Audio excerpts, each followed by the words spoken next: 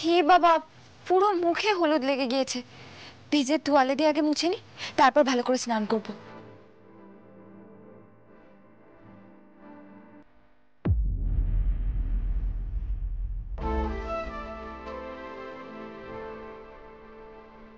নিজে পারবে না, মুছে দিতে হবে।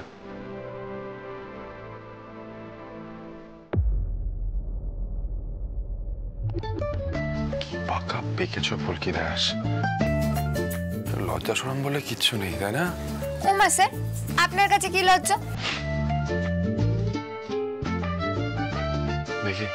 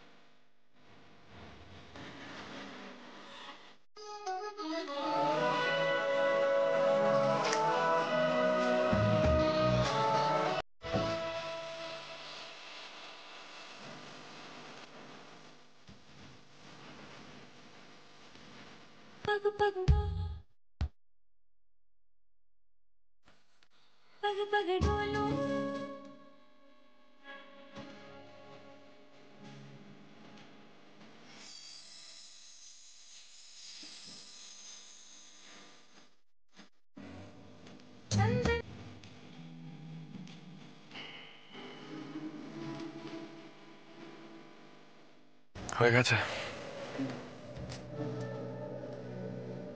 হয়ে গেছে।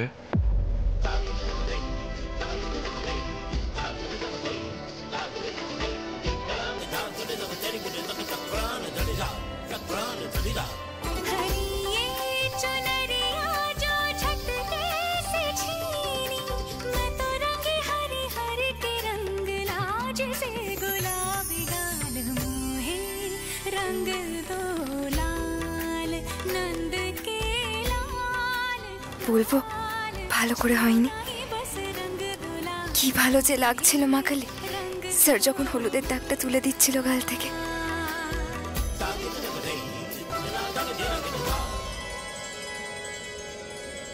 কোনো দুষ্টুমি নয়, ঠিক আছে? গালের দাগটা বেশ পরিষ্কার হয়েছে, চুপচাপ স্নানে যাও। খবরদার বলবে না স্যার দাগটা ঠিক মতো ওঠেনি।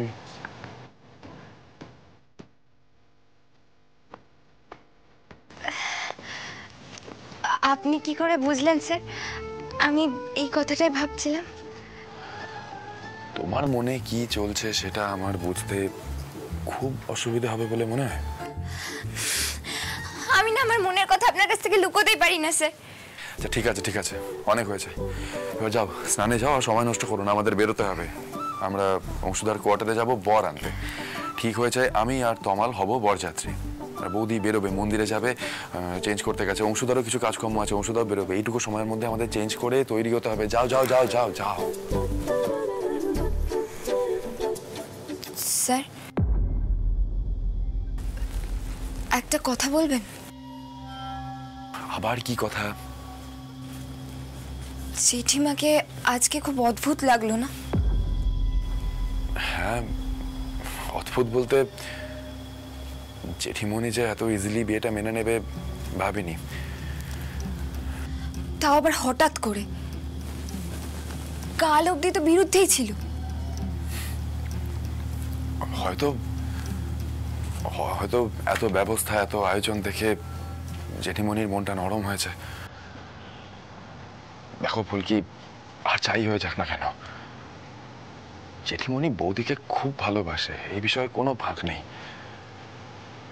আমি শুধু চাই বৌদি সবকিছু ভুলে, without any tension, without any চিন্তা, অংশদার সঙ্গে নতুন করে নিজের জীবনটা শুরু করুক। That's it.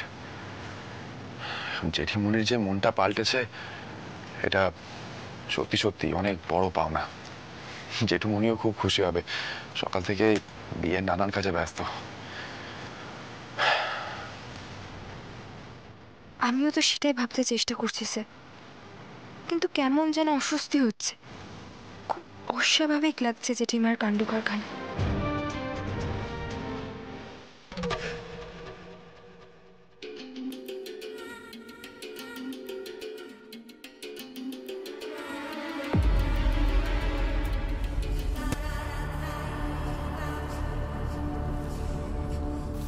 রিকি, রিকি তুমি এসেছো, খুব ভালো হয়েছে। আসলে আমি না তোমাকে সবটা বুঝিয়ে বলতে চাইছিলাম, সবকিছু এত তাড়াতাড়ি ঠিক হয়ে গেল না যে। ঠিক আছে পারদীপ, আর কিছু বলতে হবে না। আমি তো কিছু একটা করবই যাতে তুমি কখনো সুখী না হও, তার জন্য। আর অংশুমান সেনগুপ্তকেও আমিই কবজা করব। Just wait and watch. Ricky, Ricky কি বলবো বলো তো তোমাকে। আসলে আসলে অংশু না অন্য কাউকে ঠিক মেনে নিতে পারছিল না। তুমি বিশ্বাস করো, অংশুর অ্যাক্সিডেন্টের আগেও আমি তোমার কথাই অংশুকে বলবি। বললাম তো, ঠিক আছে, কিছু বলতে হবে না, আমাকে এত কৈফিয়ত দিতে হবে না। আর আমি গোটা সিচুয়েশনটা মেনে নিয়েছি তো। কংগ্রাচুলেশনস। আসি।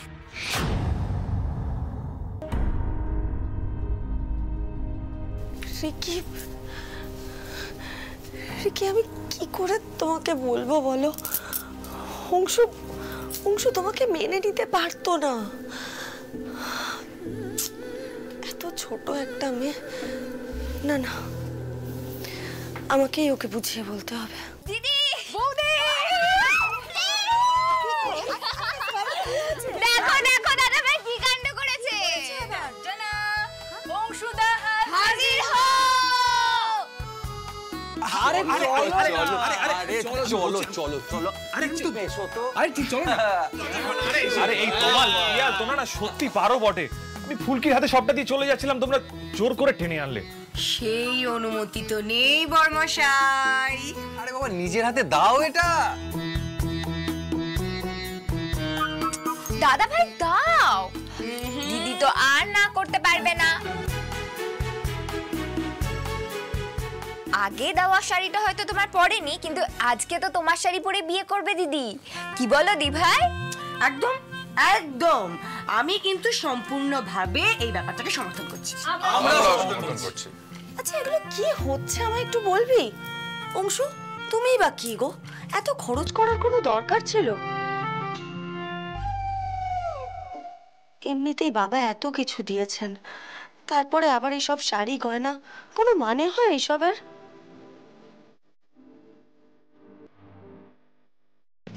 নিয়ে নাও না বৌদি। অংশুদার তো ইচ্ছে করে তোমায় কিছু দিতে, একটাবার অংশুদার কথা রাখলে কি এমন ক্ষতিটা হয়ে যাবে? না না বৌদি, বাবা রে বাবা, সব কটা পাগল যেন আমার কপালে এসে জুটেছে। আচ্ছা দাও।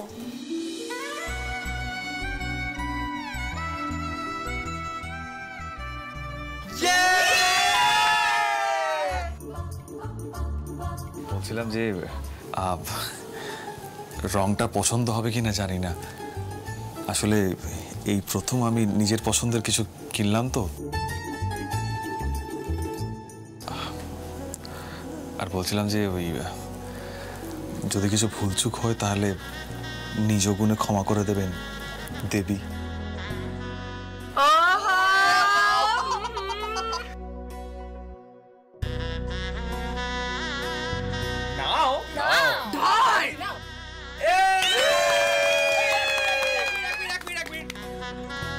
অংশুদা একটা ভিডিও করো প্লিজ।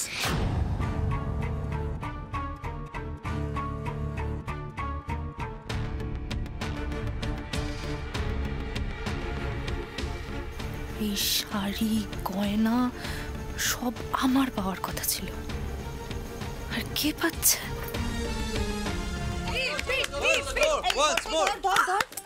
অনেক পাগলামি হয়ে গেছে, আর নয়। আরে মা অপেক্ষা করছে, মন্দিরে যাব তো। জানিস তো লাবু, আজকে যে মা আমাকে আশীর্বাদ করেছেন এটাই না আমার জন্য সব থেকে বড় পাওয়া, সব থেকে বড় উপহার আমার জন্য। এটা একদম সত্যি, আমি সবটা শুনলাম। কই গো পারমিতা, হলো তোমার? শ্যামাপুরের বুড়ো শিবের মন্দিরে কিন্তু খুব ভিড় হয়। বলছি আমরা তোমাদের পৌঁছে দেবো জেঠুমনি? না, কোনো দরকার নেই। তোমরা এদিককার কাজকর্মগুলো সব দেখো, আমি পারমিতাকে সঙ্গে করে একাই নিয়ে যেতে পারবো। এসো মা। আসি, এলাম। হ্যাঁ চলো মা।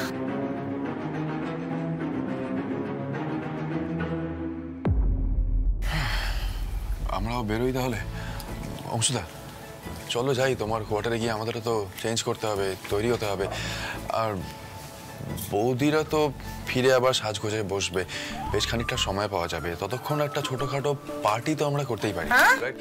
আই বুড়ো ভাত, তোমার আই বুড়ো ভাত। হ্যাঁ খুব ভালো অংশুদা, চলো চলো চলো। By ladies. অংশুদা চলো।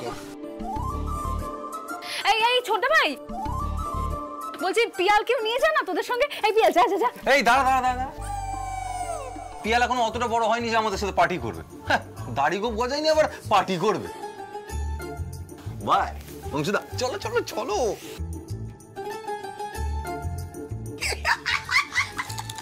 দেখেছো তো পিয়াল দাদা, এই দুনিয়ায় ছোটদের জন্য খুব বিপদ। সত্যি তাই। এনিওয়েজ এই দি ভাই, বলছি আমি না সন্ধেবেলায় পায়েলকে ডেকেছি, ওনারা আসবেন বলেছেন। ঠিক আছে বাবা, খুব ভালো কথা। তুই তাহলে ওদিকটা একটু ভালো করে দেখে নিস, কেমন? হ্যাঁ আচ্ছা শোন না, আমি নিচে যাচ্ছি, ওদিকটা কি হচ্ছে দেখছি, তোরা তাড়াতাড়ি চলে আসিস, দেরি করিস না। ফুলকি, আমার না পিয়ালের ব্যাপারে একটু কথা আছে। এই পিয়াল শোন, বলছি ওই পায়েল বলে মেয়েটার সাথে শুধুই কি তোর বন্ধুত্ব, নাকি ব্যাপারটা একটু এগিয়েছে রে? মা পিয়াল দাদা, তুমি পায়েল দিদিকে ভালোবাসো নাকি? ধানু গিলে কিছু বলে দিল আর তুমি সেই টোকটা গিলে ফেললে, মানে সত্যি। হ্যাঁ হ্যাঁ যাচ্ছি। এই দাঁড়ো দিদি, শোনো শোনো শোনো, যেটা বললে সেটা সত্যি? জানি না গো, তুমি না সময় মতো পিয়ালকে জিজ্ঞেস করো তো। আচ্ছা শোনো, ওবেলা কি পরবো সেটা তো ঠিক করতে হবে বৌদিরা মন্দির থেকে ফেরার আগেই। ও ধানু দিদি, একটা কথা জিজ্ঞেস করবো? বলছি জেঠিমা যে বিয়েটা এত তাড়াতাড়ি মেনে নিল, এইতে তোমার অদ্ভুত লাগছে না? অদ্ভুত তো লাগছেই ফুলকি, তবে আমার কি মনে হয় জানো তো, বৌদির মুখটা দেখে না জেঠিমণির মায়া হয়েছে হয়তো। আসলে জেঠিমণি তো সত্যি সত্যিই বৌদিকে ভালোবাসে, খুব ভালোবাসে, এই নিয়ে কোনো সন্দেহ নেই। জানি ধানু দিদি, স্যারও একই কথা বলল, কিন্তু আমার না খুব অস্বস্তি হচ্ছে ব্যাপারটা মেনে নিতে। মানে ভালো লাগছে না জানো তো, বোধহয় কেউ গেলে ভালো হতো ওদের সঙ্গে, এটাই মনে হচ্ছে বারবার।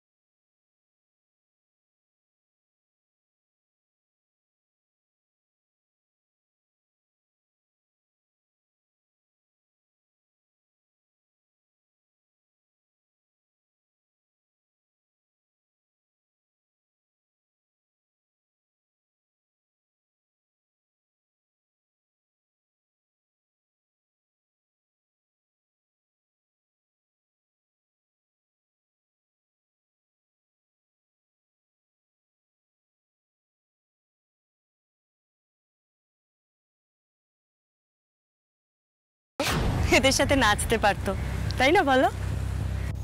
নাচাচ্ছি, এবার সবাইকে নাচাবো। দাঁড়াও, কেউ আমার তথার দিকটা ভাবলো না, কেউ না।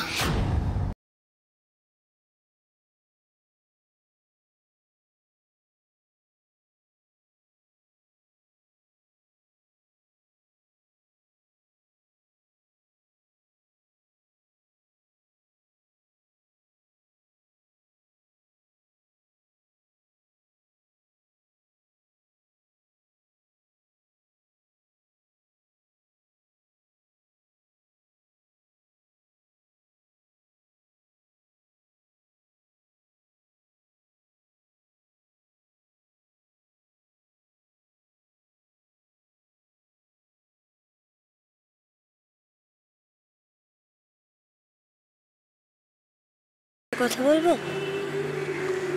তুমি না আমার সত্যিকারের মা, জানো তো? আমি বরাবর জানতাম তুমি আমায় খুব ভালোবাসো, খুব। না না, দুর্বল হলে চলবে না, আমাকে তথার দিকটা দেখতে হবে। সে বেঁচে নেই, সবাই তাকে ভুলে যাচ্ছে, যেন তার অস্তিত্বই নেই। আমি মা হয়ে সেটা হতে দেব না, কিছুতেই না।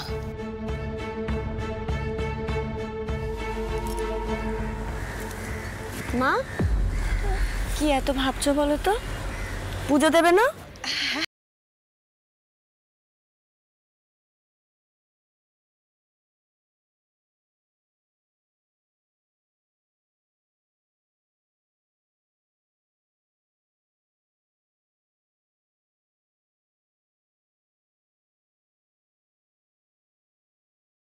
চলো চলো চলো, এই যে অংশুদা, এই হলো তোমার ধুতি আর পাঞ্জাবি। ক্যা বাত! ধুতি পরতে জানো নিশ্চয়ই? না, ধুতি তো পরতে জানি না। জানে না? আমি জানতাম আমাদের সাহায্য লাগবে।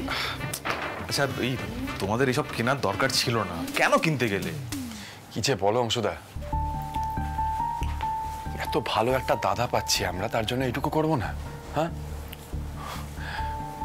জানো অংশুদা, আমার দাদা, মানে তথাদার কথা বলছি, ওনার জামা কাপড় নিয়ে খুব কনসিয়াস ছিল। ওর জন্য তো সবকিছু আমিই কেনাকাটা করেছিলাম। তারপর একটা সময় সব কিরকম গোলমাল হয়ে গেল। অংশুদা, আজকে সত্যি মনে হচ্ছে আমরা বহু বছর পরে দাদাকে ফিরে পাচ্ছি। তা তো ঠিকই রে, তবে অংশুদার ভেতরে কিন্তু একটা দাদা দাদা ব্যাপার আছে। যাক, সব ভালো যার শেষ ভালো। আজকে জেঠিমুনিও বিয়ের আগে সবকিছু মেনে নিয়েছে, জেঠুমুনিও খুশি। তবে অংশুদা, আমার কি মনে হয় জানো তো? কি? তোমার বাবা মা এখন বেগরবাই করছে ঠিকই, কিন্তু পরে সবকিছু মেনে নেবে। তমাল, তোমার মুখে ফুল চন্দন। তবে এটা কিন্তু ঠিকই, হৈমন্তী আন্টি আমাকে একদমই পছন্দ করতেন না, তারপরে উনি এই বিয়েটা এভাবে অ্যাকসেপ্ট করে নিলেন, এটা সত্যি অভাবনীয়। একটা কথা বলবেন? জেঠিমাকে আজকে খুব অদ্ভুত লাগলো না? তাও আবার হঠাৎ করে। কাল অবধি তো বিরুদ্ধেই ছিল।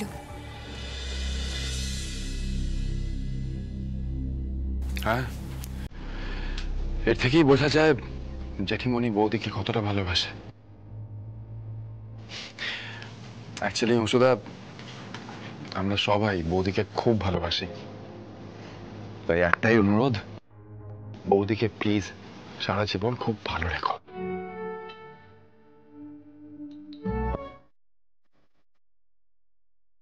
হ্যাঁ অংশুদা,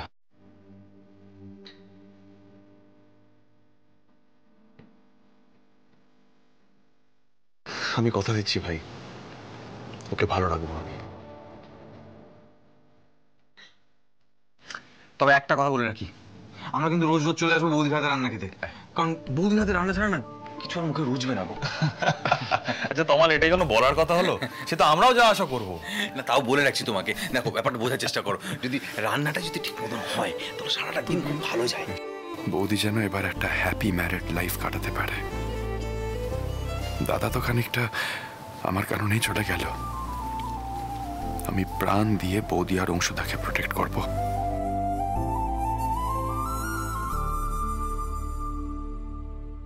এসো দীপ ওং নমঃ শিবায় নমঃ, এতে গন্ধপুষ্পে ওং নমঃ শিবায় নমঃ।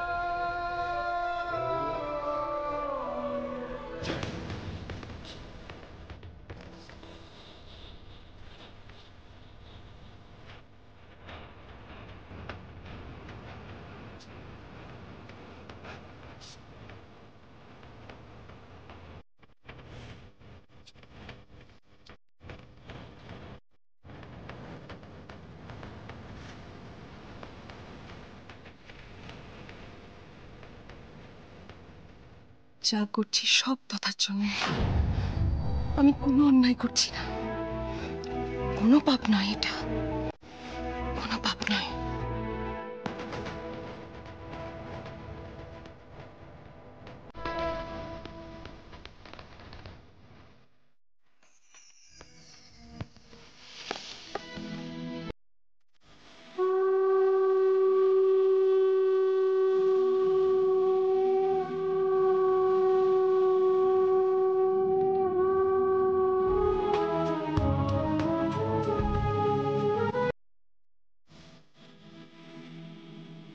বলো ফুলকি।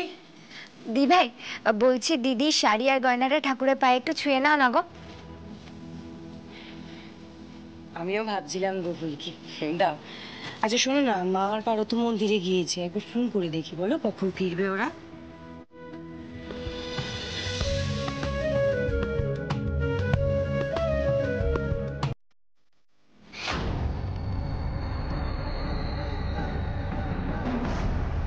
দি ভাই প্রদীপটা দেখো।